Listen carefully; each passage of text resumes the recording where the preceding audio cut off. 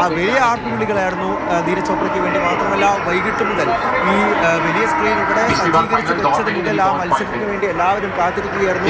ഈ മറ്റ് മത്സര ഇനങ്ങളുടെ ഇടയിലൊക്കെ ഈ ജാവലിൻ ത്രോയിന്റെയും നീരജ് ചോപ്രയുടെയും എല്ലാം പരസ്യം നമ്മുടെ സ്പോർട്സ് എഡിറ്റിംഗ് കാണിക്കുകയായിരുന്നു. ആ സമയത്തെല്ലാം വലിയ ആർപ്പുവിളികളും കൈയടികളുമായിരുന്നു. നീരജ് ചോപ്രയുടെ മുഖം ഈ സ്ക്രീനിൽ തെളിയുന്ന നിമിഷങ്ങളിലെല്ലാം അത് അദ്ദേഹം സ്വർണം കൊണ്ടുവരുമെന്നുള്ള കാര്യം പ്രതീക്ഷിച്ചുകൊണ്ടാണ് ഈ കണ്ട ആളുകൾ അത്രയും ഒത്തുകൂടി സ്വർണം പക്ഷേ സ്വർണ്ണമില്ല എന്ന് പറയുന്ന നിരാശ എല്ലാവർക്കും അത് എനിക്കുമുണ്ട്, നിങ്ങൾക്കും ഉണ്ടാകുന്ന തീർച്ചയായിട്ടും. കാരണം നമ്മൾ പ്രതീക്ഷിച്ച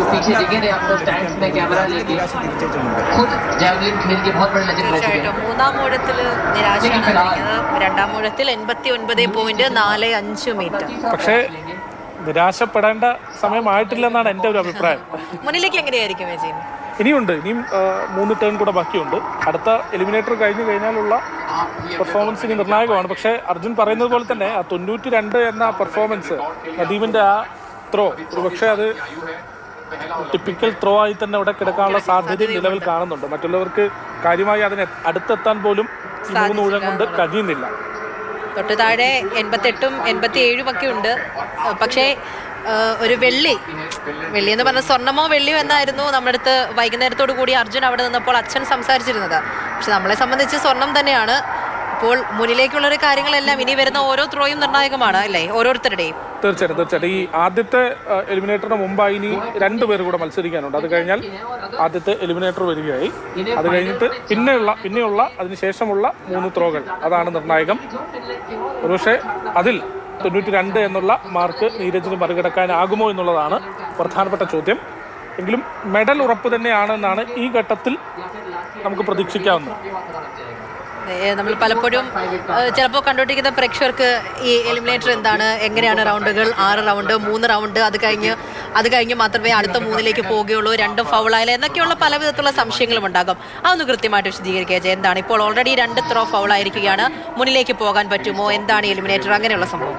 അതായത് ഇതിൻ്റെ നമ്മൾ 6 ത്രോകളാണ് ഫൈനലിൽ, 6 ഊഴമാണ് കിട്ടുക, 6 ത്രോ ആണ് കിട്ടുക. 12 താരങ്ങൾക്കും 6 കിട്ടില്ല എന്നുള്ളതും പ്രധാനമാണ്. അതായത് ആദ്യത്തെ 3 ടേൺ കഴിഞ്ഞാൽ, ആദ്യത്തെ 3 ത്രോ കഴിഞ്ഞാൽ പിന്നെ ഒരു എലിമിനേറ്റർ നടക്കും.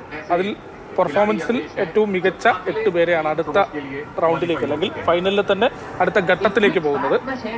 അതിലും 3 ത്രോ ഉണ്ടാവും.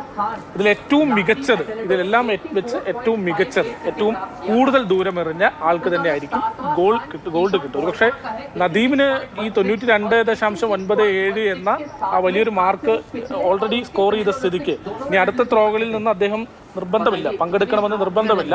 ഇനി മറ്റുള്ള ആരെങ്കിലും ഒരുപക്ഷെ അതിനെ മറികടക്കുകയാണെങ്കിൽ, നീരജ് ഉൾപ്പെടെയുള്ള മറ്റുള്ള താരങ്ങൾ ആരെങ്കിലും ആ 92 എന്ന മാർക്ക് മറികടക്കുകയാണെങ്കിൽ അദ്ദേഹത്തിന് വന്ന് അടുത്ത ത്രോ എറിയാവുന്നതാണ്. അപ്പോൾ തീർച്ചയായിട്ടും ഇനിയുള്ള പെർഫോമൻസ് ആ 92 എന്നുള്ള നിലവിലെ ആ ഒന്നാമത് കിടക്കുന്ന മാർക്ക് കോമ്പീറ്റ് ചെയ്യുക എന്നുള്ള, മറികടക്കുക എന്നുള്ള ലക്ഷ്യത്തോടു കൂടിയാണ്.